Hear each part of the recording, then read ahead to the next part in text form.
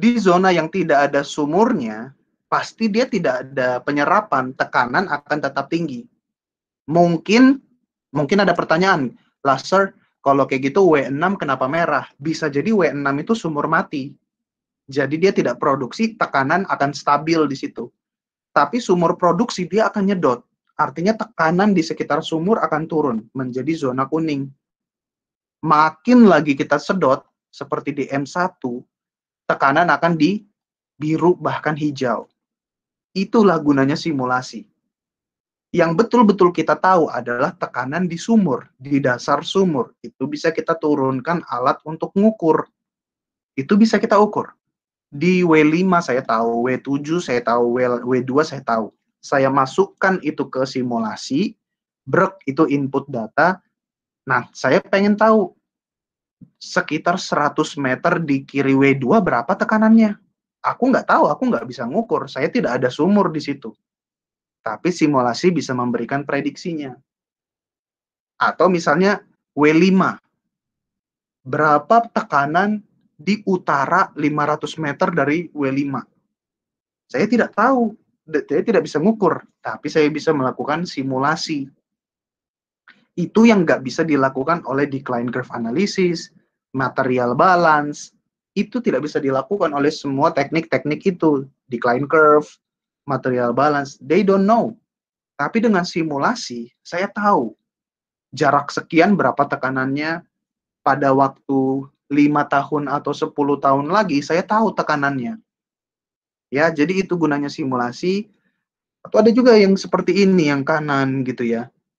Dia ada tekanannya merah tinggi gitu ya di kode I, I1. Biasa sumur kode I itu berarti injektor. Artinya dia nginjek water. Makanya tekanannya tinggi, warna merah.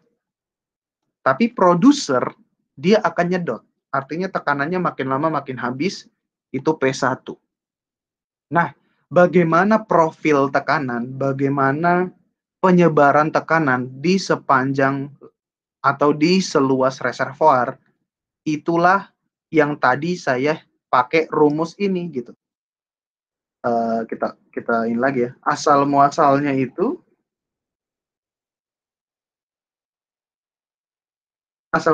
persamaan ini.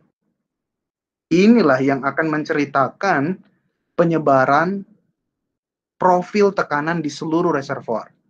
Tapi ini analytical, ini yang harus kita numerikan dulu. Kita bikin numeriknya sehingga kita dapat yang kayak gini. Nah, teman-teman, tadi saya sudah sebut, kita akan pakai sistem gridding.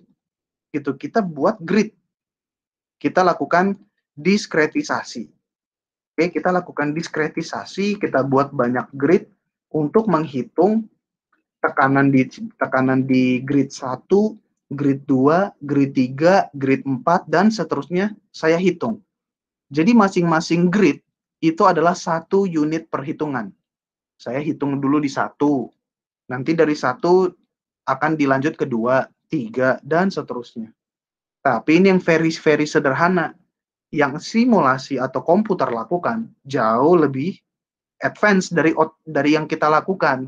Makanya jumlah gridnya di sini bisa ribuan atau bisa puluhan dan ratusan ribu. Tapi ya komputer bisa menghitung itu dalam beberapa jam.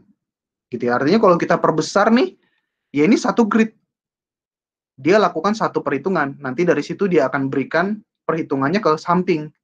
Samping terus. Sampai dia bisa dapat tekanan di sini 1000, tekanan di sini 1000, tekanan di sini 999, 998, 997, terus sampai tekanan di sumur berapa, sisa 400 misalnya. Oke, semoga ini bisa memberikan kalian gambaran lebih clear ya tentang apa manfaat simulasi. Nah, kita lanjut lagi. Jadi asal mulanya tekanan itu dari titik 1 ke titik 2 dan titik segala titik, itu pasti bisa punya persamaan matematikanya. P sama dengan bla bla bla X kuadrat tambah bla bla bla gitulah. Rumit. Tapi dengan Taylor expansion gitu ya, yang seperti ini, persamaan yang rumit tadi bisa saya simplify atau bisa saya aproksimasi. dengan Taylor series seperti itu. Oke. Jadi paham dulu kita pakai Taylor series expansion. Jadi fx bla bla bla ditambah ini kita bisa dapat gitu using Taylor series we can kuncinya di sini approximate all continuous function. Maaf. Kita bisa aproksimasi semua fungsi continuous berupa kurva without knowing what the function is. Jadi saya nggak pernah tahu di dunia di bawah reservoir saya sebenarnya tekanan reservoir saya penyebarannya itu gimana. Saya nggak pernah bisa tahu. Tapi saya bisa mensimulasikan atau mengaproksimasi dengan dituntun oleh Taylor series. Ya, jadi saya bagi menjadi beberapa grid. Gridnya itu direpresentasikan dengan H. Oke ya. Semakin kecil H, semakin gridnya dikecil, artinya grid saya akan semakin banyak. Ya, kalau gridnya saya bagi kecil-kecil gitu ya. Artinya smaller H and more terms, artinya sukunya ini lebih panjang menjadi H pangkat 4, H pangkat 5, H pangkat 7, dan seterusnya. Maka modeling saya akan semakin mendekati dunia nyata. Artinya kurva saya yang warna hitam semakin mendekati kondisi sebenarnya dari yang warna hijau. Itu fungsi dari simulasi. Nah, dengan Taylor series tadi, saya melakukan aproksimasi untuk pressure saya. Oke, jadi keep in mind yang ini.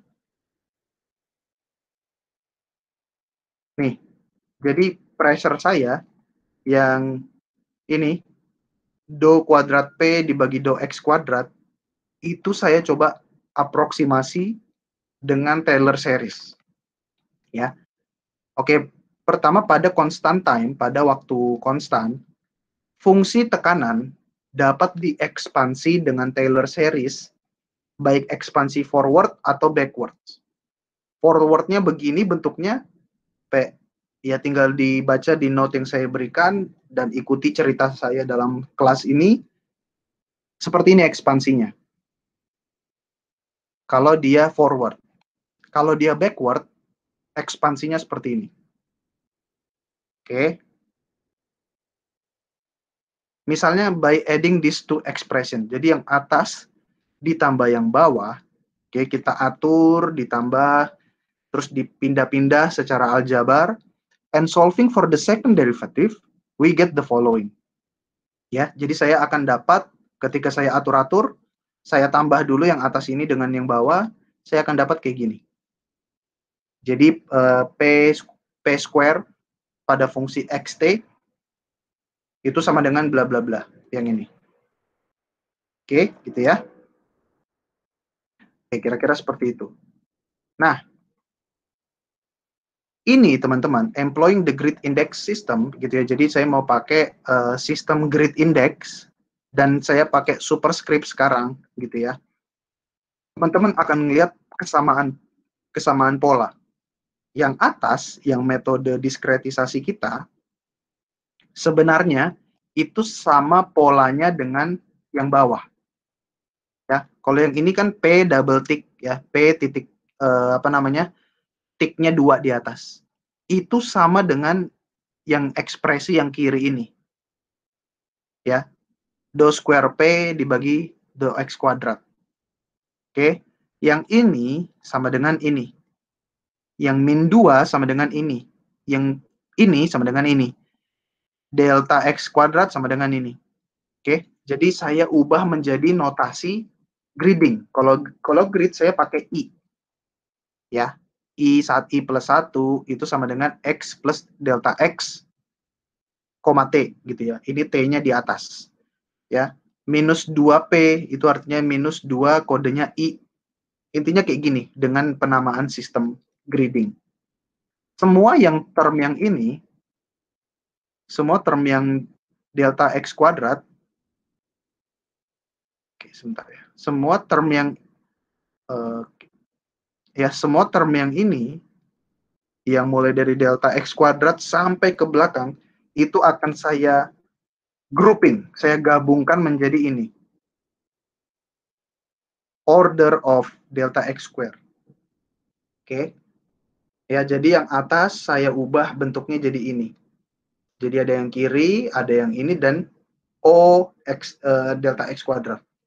Yang ini adalah errornya. Error yang akan kita dapatkan ketika kita mengaproksimasi dengan Taylor series. Ya, tadi kan katanya kita pengen gunakan persamaan Taylor untuk mengestimasi atau mengaproksimasi persamaan analytical. Oke. Kalau saya pakai Taylor series, saya akan dapatkan persamaan ini, tapi akan punya error. Karena numerical itu tidak akurat ya. Pasti ada errornya.